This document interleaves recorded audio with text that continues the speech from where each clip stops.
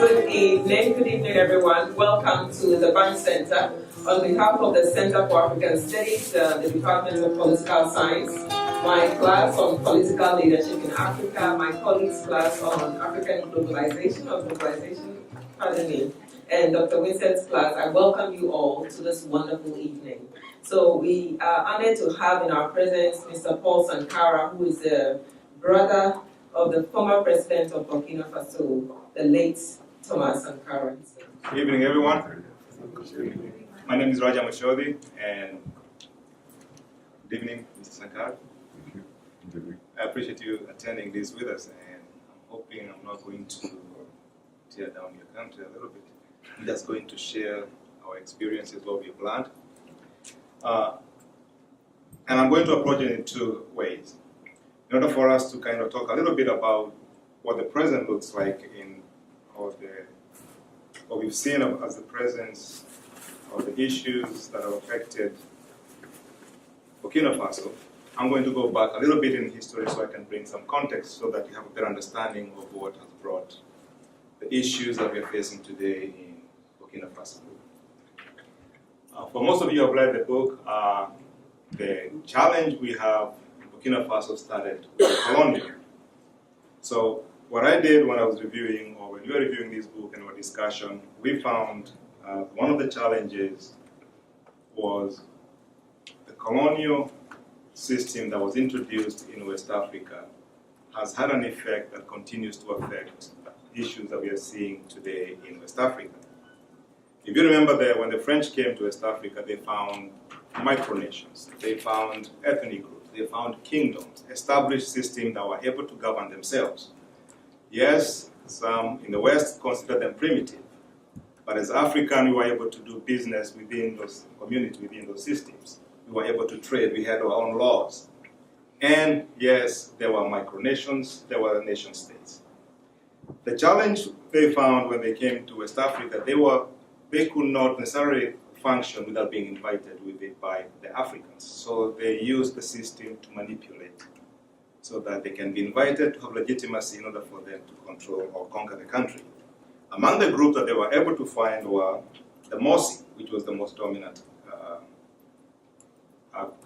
ethnic group. We had the Fulanis, Galusi, Makalobi, the Bobo, but I want to concentrate more on one ethnic group, the Mosi. They were the most established. They were a federal system. They had a political system whereby under a king, they had multiple legions, or mini-king, the Naba, who are essentially managing those other mini-states. What the French found, it was very difficult to penetrate this kingdom without essentially making it more of a challenge for them to ever control these communities. So they went around, they conquered every other community, and they started tearing the Mosi kingdom piece by piece, controlling the cities, and eventually they took over the Mosi and essentially the West African area. Now, in order for you to understand what's happening in West Africa, the challenge that the French did is they had only one deal. They came to West Africa or to Africa for economic reasons. And their goal was to find the best way to extract resources, move them from West Africa back to Europe, where they are going to enhance their wealth, essentially as a European power. But there were only a simple way to get resources out, through Senegal, Guinea, Ivory Coast, and Guinea. The other communities, essentially, Burkina Faso, because it's landlocked, it's way up there, it didn't have the same advantage of being able to have the sea route or access to the sea, and it was very difficult for it to participate in the trade.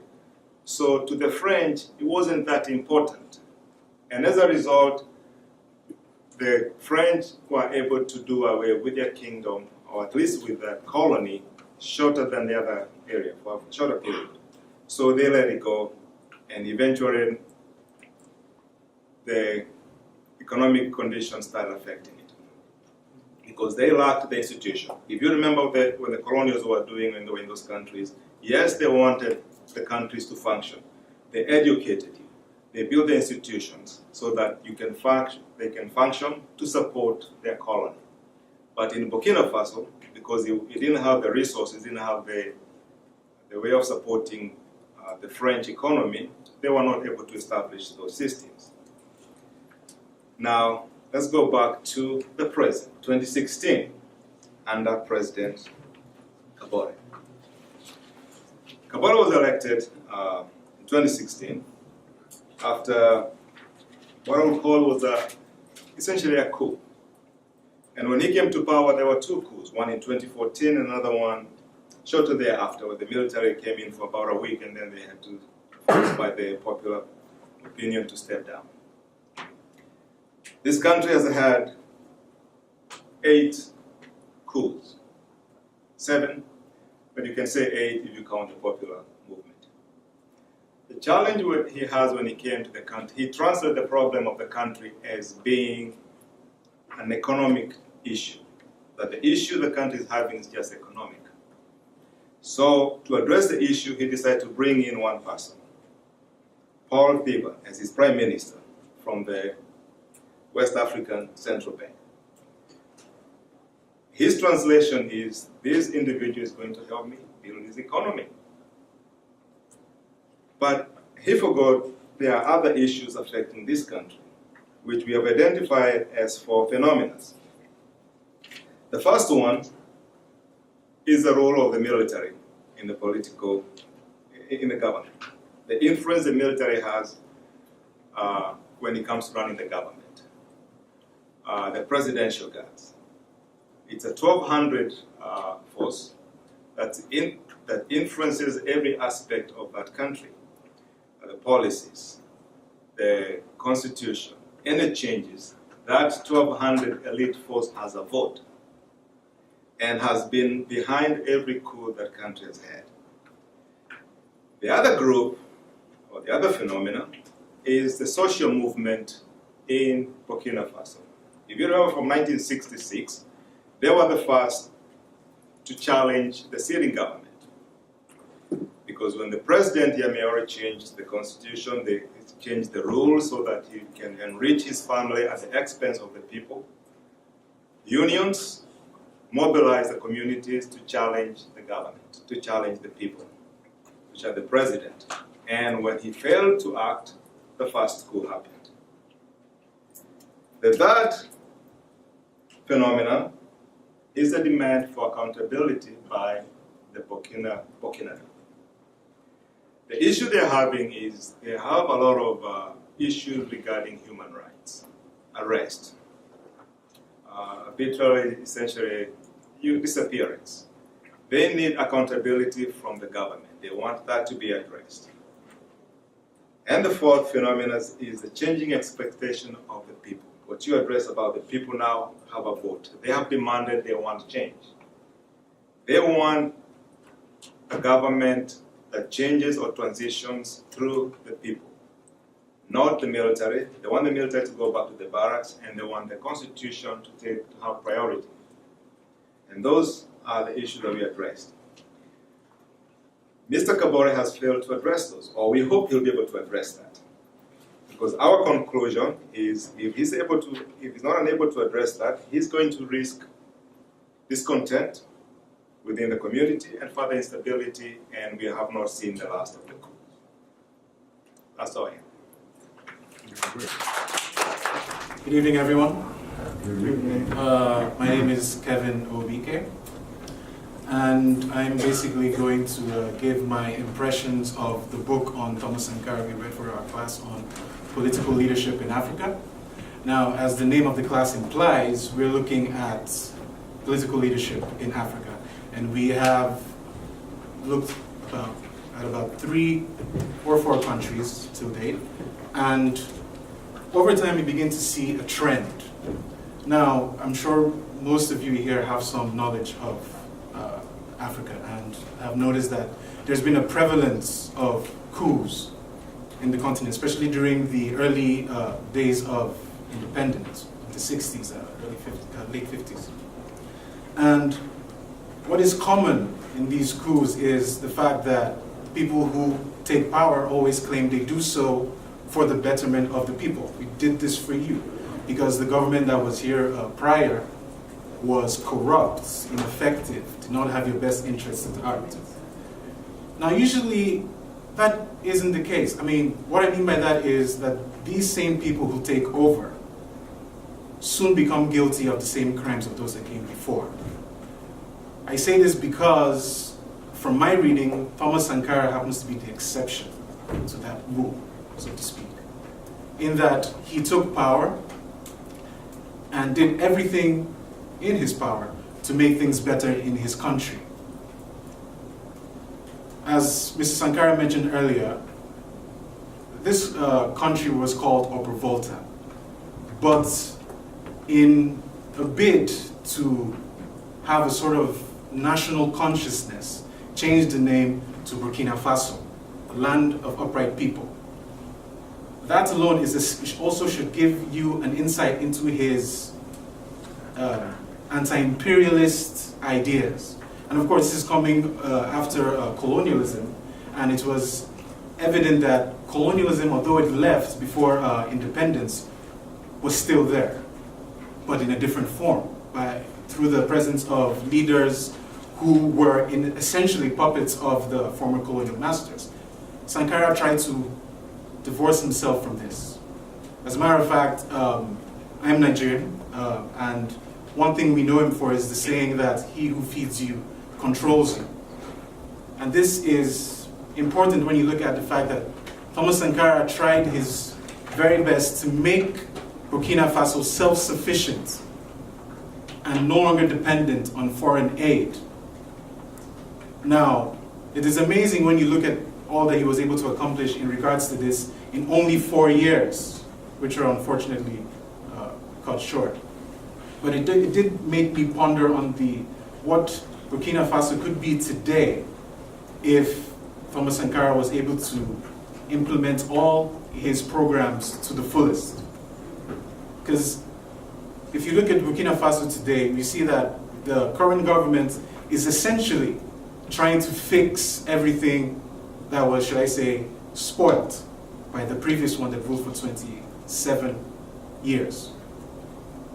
And it's, should I say, I guess you could say it's sad, because then it makes you it makes you understand that this country, you may see it as a country that doesn't have resources, but Thomas Sankara proved that no, my country has the resources. We have the potential to become a truly independent African nation.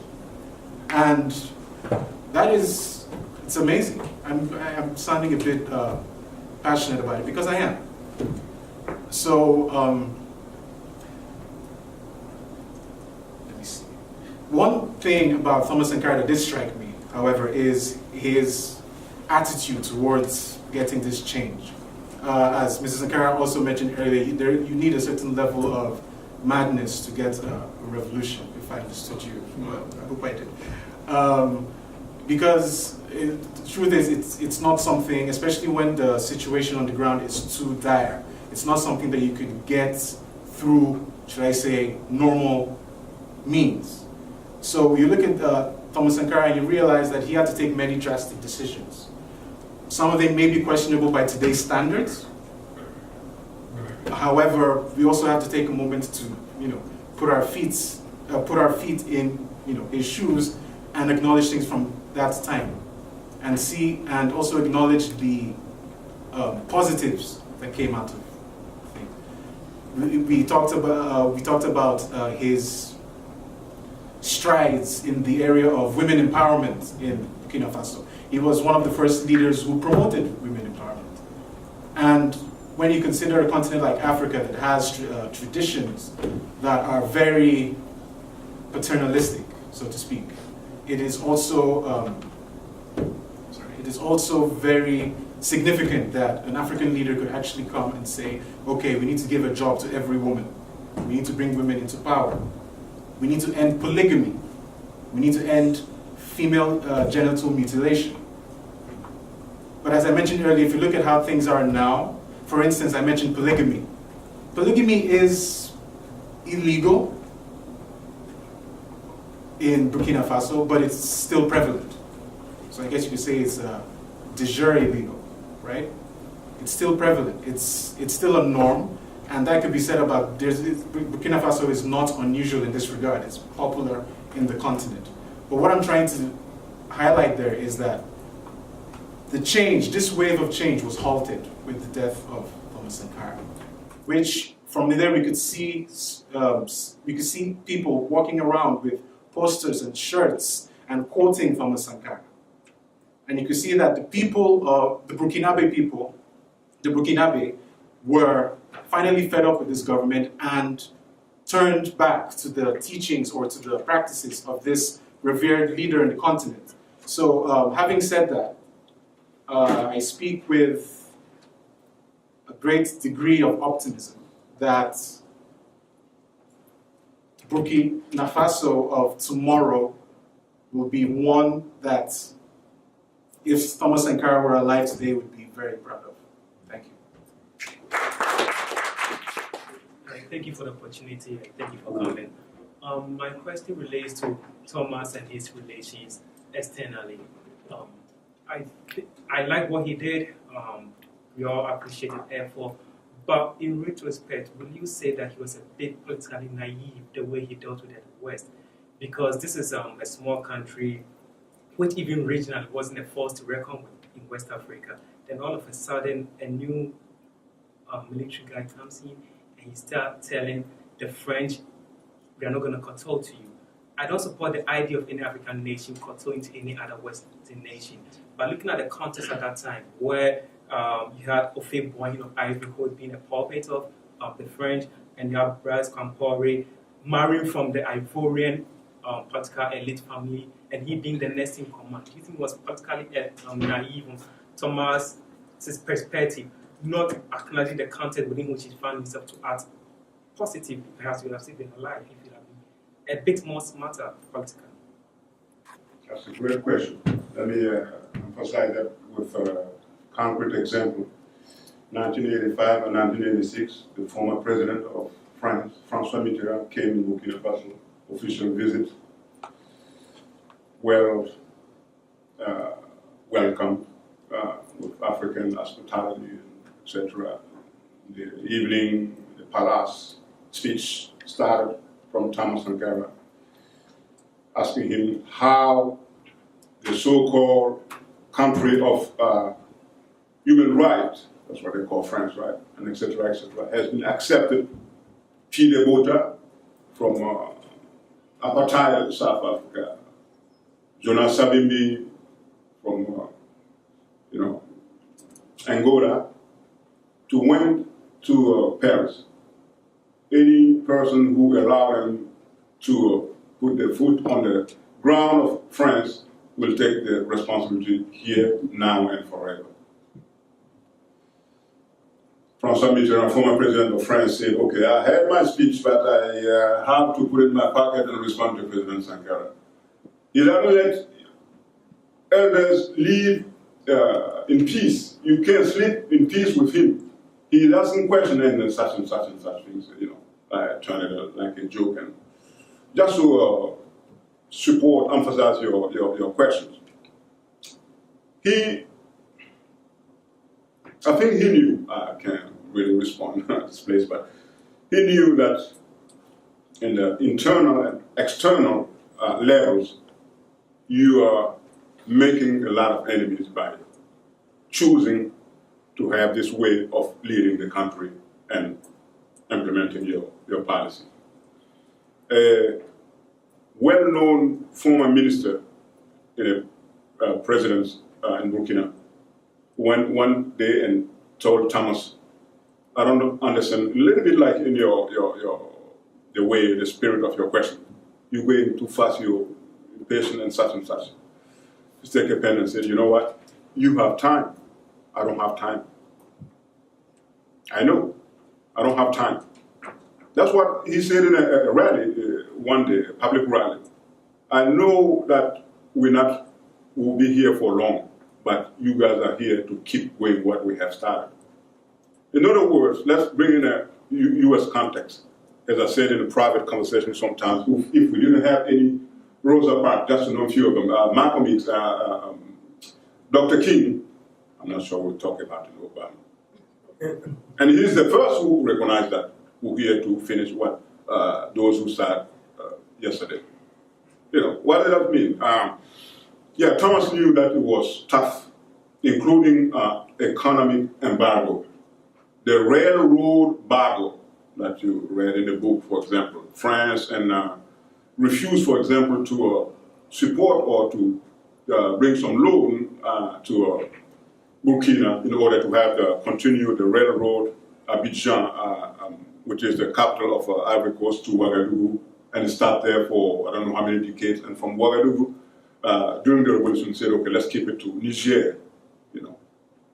They stopped it. So you have to mobilize your people, women, men, students, militaries, and ministers, and everybody. And every week you come and spend like an hour or 2 hours with gloves and with your hands, and go ahead before you. Because they tried, you're right, in many ways to stop the revolution, including the war between Mali and Burkina in 1985. That was a way to stop it. Even if Thomas tried to talk to the former president at that time, Moussa Traoré, and said, no, we have the same problem, landlocked countries, Sahelian water issue. But the war happened. Yes, I think it was a choice. With what's the price, the cost, only him can respond to that. Like a journalist asked him in 1987, what would be your reaction the day you will hear that Blaise Compaoré, the so-called brother, is plotting something against you? It's too late. Don't even try to tell me. He was succeeded. Don't even try. I think he was a man of mixing of different things. You have the Gandhi in him. It was how you call it, not boy school, but in the church, helping the priest, altar boy. A little bit of idealist and etc. But it was a choice. I'm committed to say what I'm doing and do what I'm saying, regardless of what's the cost. Burkina Faso doesn't have resources and means, but he decided to. That's why he told everybody. Actually, the one who comes after Thomas, my older brother, just came and is right here with the head behind you. So I just went to Pascal. So he told us, you know what? Now I'm president, but I want you to keep something in mind. Seriously. If you are involved in any bribery, corruption, or whatever it is, you will go through the process, police or justice, or you have to respond like any other Burkinabe. No, my brother is a president or such and such, so I'm exempted. I have the privilege. No, I'm not here for you. It's the reason why even those who did the coup d'etat in October 15th, 1987, they were somehow. As you said, usually, okay, we're coming through a coup d'etat to wipe everything, because those who were before us, they were in the bribery and corruption. We're going to be different. And 1, 2, the 30 year, if not better, worse, is same thing. With Thomas, it was not the case. So even those who were close to him wanted to take care of themselves, send the kids to I don't know which college in the U.S. or France, or their wives can go shopping every month in France. So it was, he wanted to stay in the same commitment and engagement, political way. He paid the price, but yes, he is naive. No, I don't know if it's, I don't think it's the right term. But I see what you mean. Of course, a lot of people told him, where that's the consequences, that's such and such things. And he said, okay, for example, you have I don't know if you're familiar with the international institution, financial institution, IMF, World Bank, in the 80s, the SAP, Structural Adjustment Plan. You have to, 2 or 3 organizations, just to go fast quickly. gather and make one. So it means layout. A lot of people. 1, 2, 3, public or private organization. You have to assemble it and make one organization. Raise the price of the basic needs, like the oil, sugar, and etc., etc. And the revenue, the paycheck doesn't follow the raise of the basic needs.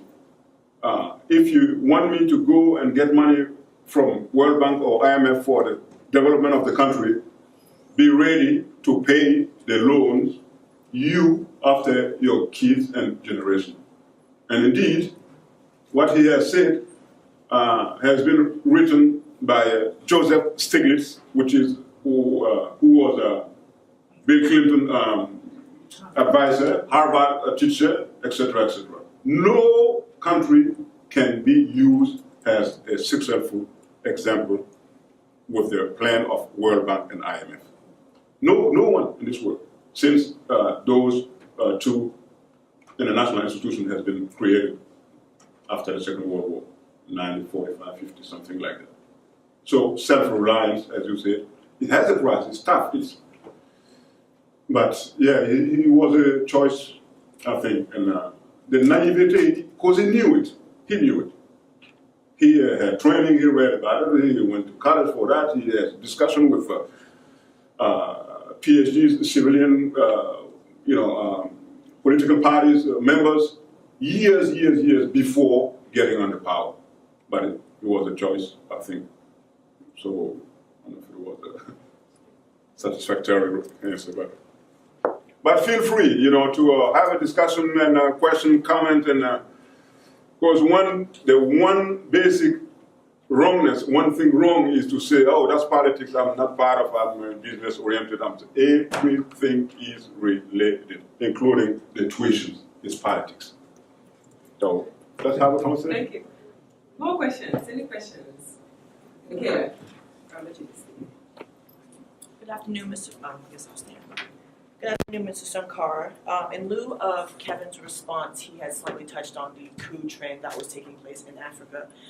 Having experienced the coups that took place in Burkina Faso and having sharing the different ideologies with your brethren who also suffered an unfortunate fate of the results of a coup, in your opinion, what would be the best ways to go about mitigating the transitions of government through military coups instead of I'm not sure if the people of Burkina Faso in particular are just not able to participate politically in terms of elections the way they want to, which is what leads to coups. So in your opinion, how would you go about, I guess in your country in particular, mitigating there being another coup for the current government? Thank you. The whole responsibility belongs to all of us. Taking the example of 2014 in Burkina Faso, after 27 years of the power, Blaise Compaoré, the former regime, the Thomas Sankara killer, just to be straight, has been ousted by a huge conglomeration, a big coalition of different kind of movements. Coalition of political parties, opponents, trade union, student union, and mainly, as I said, the civil society movement. One has been, the first one well known in West Africa is the Senegalese movement called Yanama in French, which is in English, we are fed up. And then in Burkina Faso, the broom of the citizens broom, we're here to sweep, to clean. They were linked until October 2014, trying to find out what was the best strategy to stop the willing of the Compaoré's regime to change the constitution in order to stay, I want to say forever, on the power through election. The political parties before October 2014 said no to the change of the Constitution. But the civil society movement, the youth mainly, at certain point of the struggle, said, no, you are late. We don't even need him to touch or not touch the Constitution. You have to get out of here. And then they succeeded. The morning when they were ready to, at the Congress, which is the National Assembly, to make the vote and see if they have the 3/4 so you can change the Constitution, and the 37th Amendment, which limits the 2 terms of presidential mandate, will automatically lift. That morning, the youth came and they invest the National Assembly, so the different members, congressmen ran away and etc. And you know what happened after. So to be concrete in my answer that I'm trying to give to you, it's a whole society movement, especially the youth. I keep telling the youth, the young people, because it's their future. They have the energy, they have the link with the world, If we take another example real quick, even in Tunisia, that's what happened to, some people say that was a Facebook revolution and whatever it is, but using the different tools and means that they have today and said, the country belongs to all of us. Let's agree first on one thing, Constitution. What's the different articles, amendment? Okay, 2 terms. So no way you come back and say, oh, I started a project, I didn't finish it, so I need to change the Constitution so I can finish the project. In 10, 15 years, if you didn't do anything for your people, I don't think having even 1 month or a year later you make some miracles. So, mount a certain level of sacrifice, certain commitment, engagement from all of us in order to get things done and stick on what we agree on, constitutional rules and constitution, etc., etc. That's roughly what I can say about. I don't know if it was a satisfying answer, but. Another question. Hi, good evening, Ms. Sankara. Thank you so much for speaking with us today. And Kevin and Roger, thank you as well for speaking with us. My question stems from what Roger was speaking on earlier, and he touched on the various challenges that Burkina Faso face today in Burkina Faso. So in your opinion, what is the most pressing issue today in Burkina Faso, and how would your brother, Thomas Sankara, try to mitigate that issue? Okay. After the elections of the current government, President Kabore, 2, 3 main things. The different cases in justice, starting with Thomas Sankara assassinations.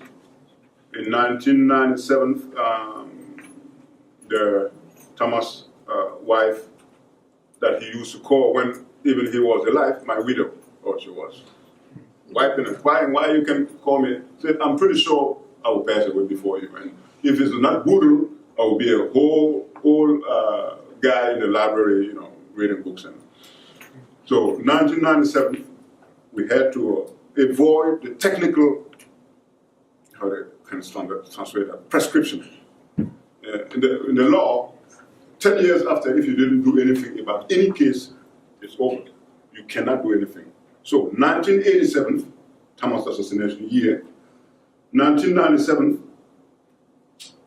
a few lawyers and scholars sit down and try to set up a case and send it to Burkina. It has to be in Burkina Faso through a lawyer that is recognized there. So we stop at least this petit bourgeois French law system. And then, of course, we didn't expect to have justice under the guilty person under power to make a fair and give a fair justice on Thomas' case.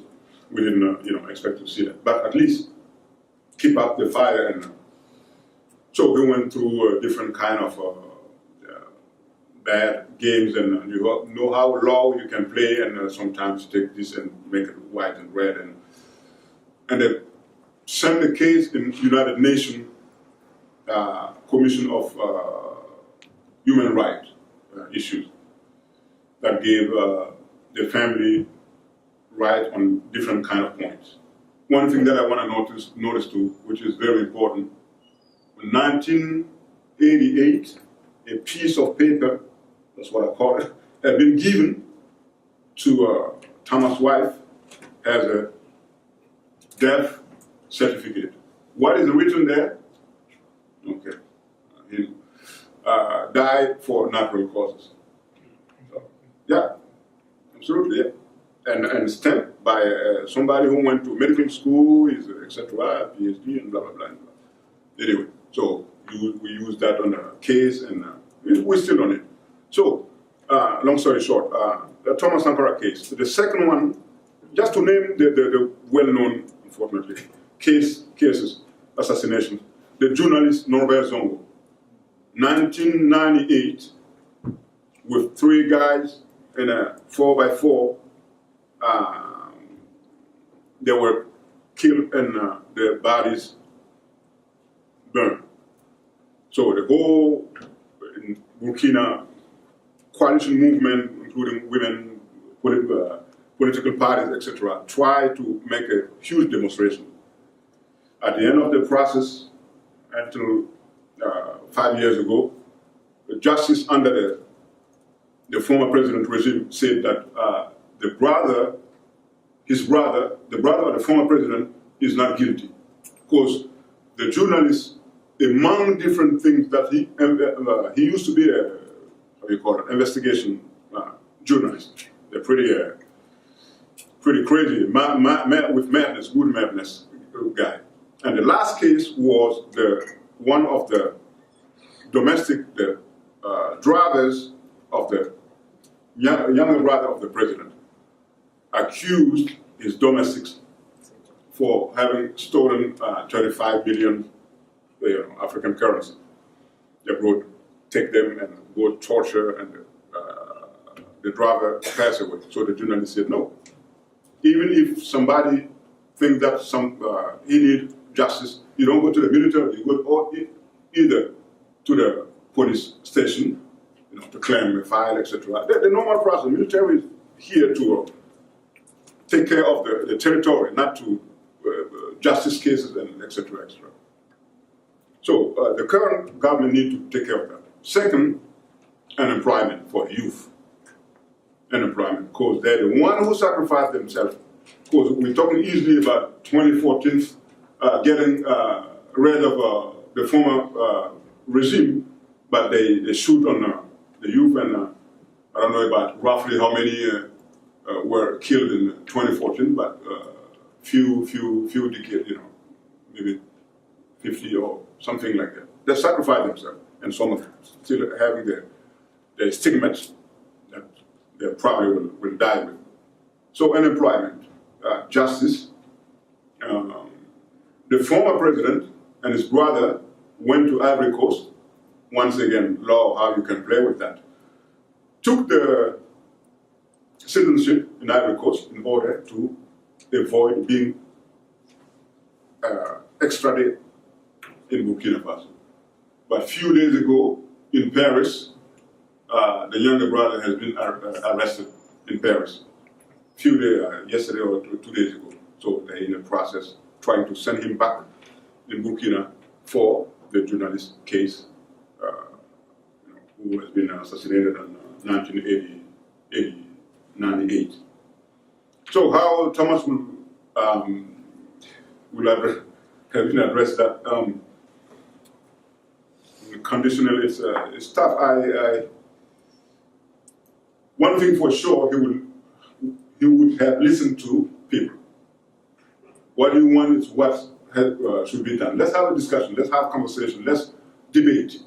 Not because I'm president, I'm in the power, I will dictate, and no, it would have done things differently. in general, with the need of the change, I call it the cycle of civil society movement, Tunisia and etc., etc. Everywhere the youth are looking for more democracy, alternance, respect the constitution, and let's other people come in. Nobody has the rocket science, so he would have agreed with the current socio-political movement, whether it is in Africa or throughout the world, but he wouldn't have changed in terms of his tenacity and audacity. That's what I guess. So. Thank you. So I have a question. Sure. If I can use my privilege as the moderator. And after he's responded to that question, we're going to do something exciting. It's Halloween. I know you guys want to go out and have parties and candy and all that. So let's start a party from here. So as Mr. Sankara just said, Sankara, the late president, would have liked a discussion and a debate. And we're going to do that just here.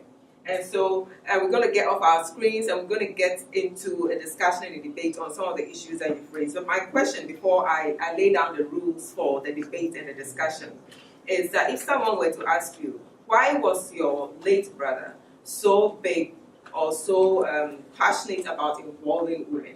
And one of the quotes he said was that the revolution cannot succeed without women. What is it about him, about his upbringing, your upbringing, that got him to be so attuned to women's emancipation and women's involvement in the revolution? Yeah, good question. There's a difference of 14 years between Thomas and I.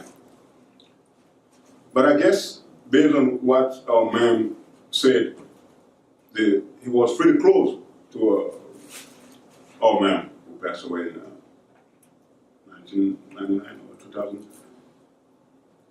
Thomas was the third child of the family. But even if he was the first son, he was the third one. Two sisters before him. And the second one was attacked by polio or meningitis. I don't remember. Either way. So handicapped. He was really close to her. It touched him a lot, physical condition, even if she was as tough as Thomas was, or the big fight, based on what Ma'am said. I think he noticed the whole big family, the experience that he had for about the women daily life, the difficulties. 30, 40, 50 years ago, as a teenage, he used to see some ladies going, I don't know how many kilometers, trying to get some water, come back and take care of kids, take care of their own piece of land, take care of the little livestock, etc., etc. That's what I said in one of the interviews that we have in the videos. At 40 years, that kind of lady, she's like 80 years, of course. So that's one thing, coming from his own experience. And second, as you notice, you cannot, in any kind of a movement, including revolutionary movement, succeed without half of the population. 52% of population of Burkina Faso at that time, plus the different social, religious, and etc. burden that really brought women for their emancipation. It was not just for fun or for charity. It's deeply rooted in him, once again based on his own experience through the family and the whole community, and the necessity to have the women taking part of the revolution process. Otherwise, it will be half of success missing. For example, during the revolution, he told Josephine Ouedraogo, who used to be in charge of the Society Development Ministry, okay, let's try to explain, invite, train, hire the so-called prostitutes and make them work in a restaurant that they created. And every Wednesday, President and the ministers went there for the weekly meeting. Conseil des ministres in French, I don't know how to say that. But anyway, every week, Wednesday, they have meeting, taking decisions, such and such, addressing issues and questioning, etc., etc. So the same so-called prostitutes were trained, well-clothed in uniform, and they were there in that restaurant, and that's where they went and having the weekly meeting, the president and the ministers. Just to, how can the revolution restore a dignity of any person? Center for so-called witch kind of things do exist in Africa. Oh, this old lady, she's eating child and she's a witch. He said this kind of things. Let's try to put them in charge. Let's give them a certain dignity. Let's make them busy. And that's why a lot of those ladies, for example, when he was assassinated, were mourning and for the gesture that he had vis-a-vis them. So that's honestly what I can say about his eager approach in the women empowerment and liberation, emancipation. All right, so thank you very much. This is where we're going to get interactive. And like I said, this is not my class. My class is over here. You guys are my students, even though you're not in my class. And your professors are here. So let's get something exciting. So Mr. Sankara, if you would please sit down. We're going to do this for just 15 minutes. So let's make it fun. So let's put away all the electronic stuff, the computers, the phones. And these are the common rules. Very simple. And I'll go over it one more time. So on this side, over here, you guys are the French and the United States. Internalize that, what that means, in light of the lecture we had, and in light of what you've been talking about in your classes on Africa, globalization, and the rest of the world. So you guys are the French and the United States.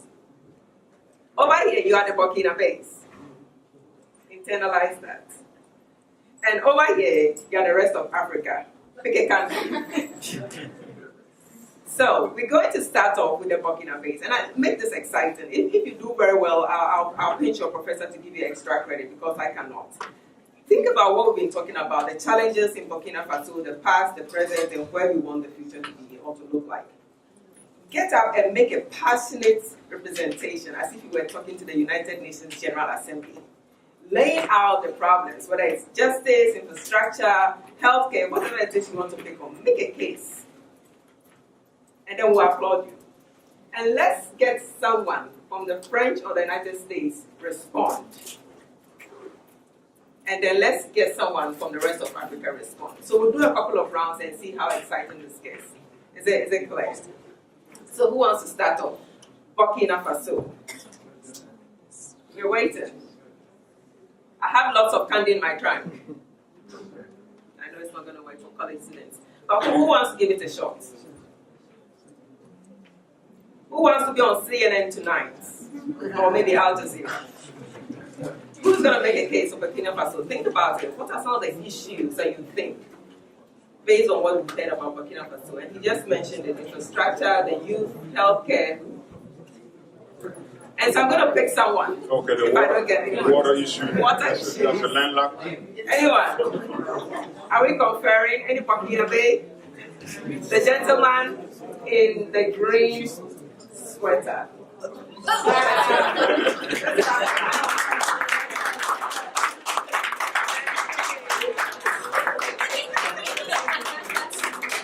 Don't let us down. Don't let Sankara down, please. Thomas.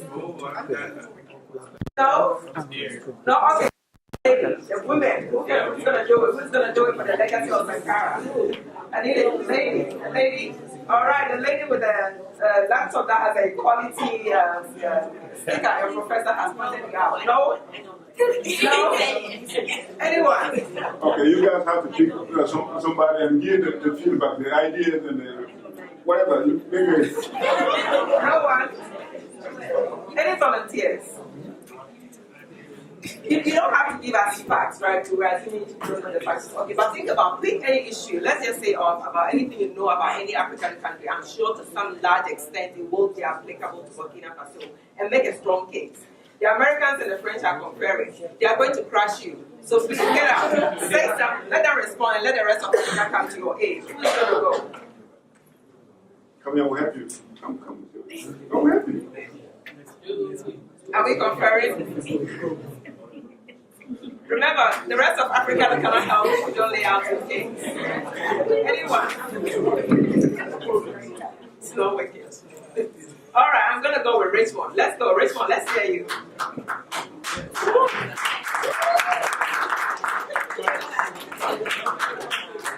All right. So I'm addressing the UN. Yes. All right. So good evening, ladies and gentlemen. Good evening. My name is Richmond Faso, representing Burkina Faso. All right. So I'm going to make a special case why Burkina Faso needs financial aid and financial assistance to the rest of the rest of the world. From the rest of the world, you should know that one important thing that goes with democracy, and which Burkinabés have continuously demonstrated, the need for democratic governance is the need for to have assistance in terms of development. Because without development, the country becomes stagnant, the population becomes warring, and military coups and dictatorship becomes rampant. It's well known in most African countries that without development, these things are byproducts of underdevelopment.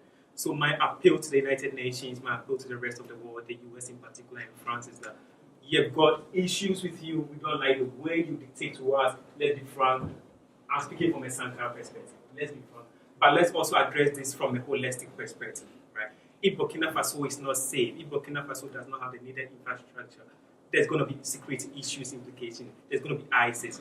We already have ISIS in the Sahel region. There's going to be a lot of terrorist groups.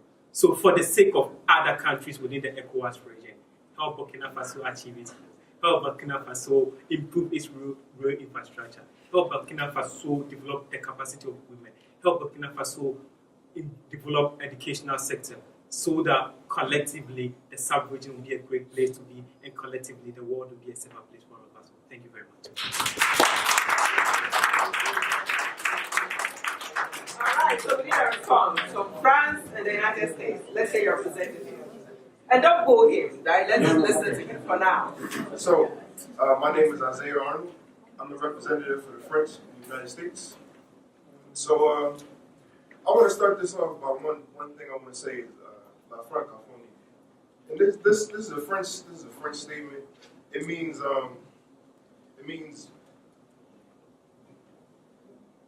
don't go to violence. All this violence, all this talk about violence, it's savage stuff. I mean, come on, let's be honest. Like, France and the United States are developed countries. If you guys want to talk about this revolution talk, this is crazy talk. I mean, like, if you want to be a developed nation, be like the French. Be like America. You know, all this talk about revolution, all this talk about violence, yeah, it's crazy talk. It's poor man's talk. Yeah.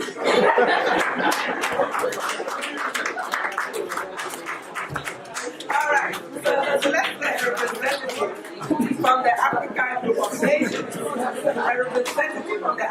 of nations, make a statement. We're just talking about women's empowerment. Women's empowerment. We're letting one of the ladies respond. On behalf of the delegation, we appoint as our representative, representing Nigeria. What's your name? Crystal will rise up and speak on behalf.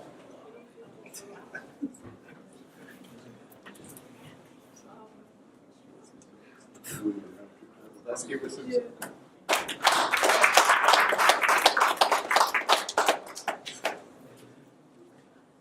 Speaking on behalf of other African countries, we agree with what the representative from Burkina Faso has said. Many of the issues that Burkina Faso is experiencing, many other African countries are also experiencing. We agree with financial assistance for African countries, but being able to be at the head of the table, being able to voice our concerns, being able to drive the conversation about what happens in the country. Women's empowerment, education, infrastructure are all things that we agree with. And yeah, Burkina Faso, we agree with you. So.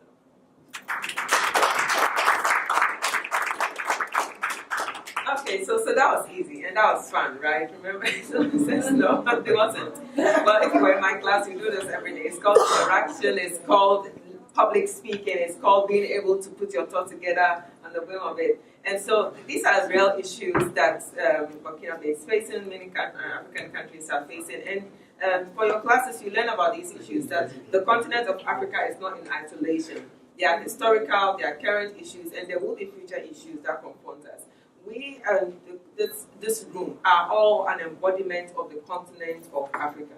And so wherever we are placed, irrespective of our station in life, where we are headed, our heritage traces back to that great continent called Africa. So all these issues, we have to make a conscious effort to know them, to be engaged somehow. And it starts from small places like having a discussion, and hopefully that some of you will be interested to stay back and learn more. Some of you will be interested in finding out where on the map Burkina Faso is. I am from Ghana. I lived in the northern part of Ghana, which really, it's Burkina Faso and Ghana should be one, right? And I never got a chance to go to Burkina Faso until last year, when I had to go from the United States to Burkina Faso for a conference. Now, thanks to the French, I had to take Air France, which is not that I'm happy about, and then connect over in France to Burkina, via I think Lomé or something, right? Really torturous. And guess when I went? I went just around the time, a month or so before what Richmond was talking about. There had been a terrorist attack in Burkina Faso. I think 7 people died.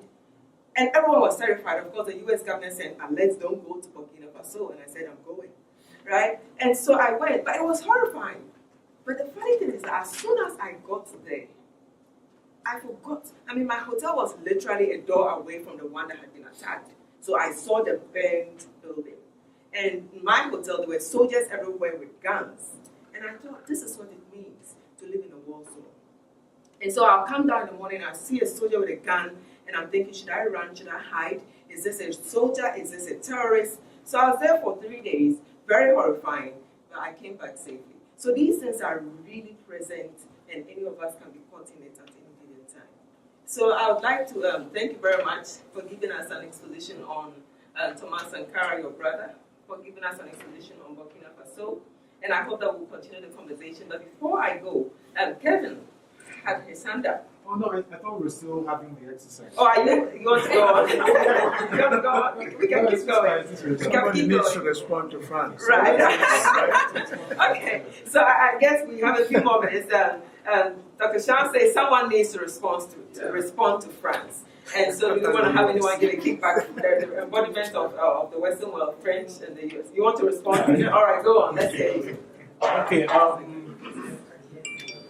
Good evening, everyone. I'm Kevin. So I would just like to ask the delegate representing France and the US, where is he? If you were, for instance, ruled by the Vichy government for 27 years, or by Donald Trump for 27 years, wouldn't you resort to some form of violence? Wouldn't you have revolutionary tendencies? That's all. Food for thought. For those who don't know what is the Vichy government, that's the one who was with Hitler, Nazis, in part of France, but was allied to. Do I have a rebuttal? Yes. Okay. So So in response, I would like to say Donald Trump represents prosperity. Yes, Donald Trump is a rich man. He represents prosperity. So yes, I would like to be ruled by a man like Donald Trump. Thank you. All right, we have an African response. And let me just say, for the sake of disclaimer, I don't know the student, but I just want to say that this is an exercise, and so please don't post stuff. Okay. It's not my personal view. Yeah. I'm representing the Yes, excellent job. Yeah. No? Is it backing up? Has he been bribed by some IMF loans? Yeah, I don't know. The African nation? No? Okay. Kenya wants to respond. Let's get out of So, in lieu of the fact that you have terminology that is not exactly as democratic as you would like say, how can you preach of having universal values of human rights and everyone having the same type of dignity and type of civil liberties that the West is having, where we have a whole country who's living in shambles, when you have the abilities to just give aid so that we can pick ourselves up from our own feet and our own bootstraps? It's just the aid, but yet you want to call us savages and take all of our natural resources and then call us poor. We have nothing else to use in the bargain with on top of the international political system.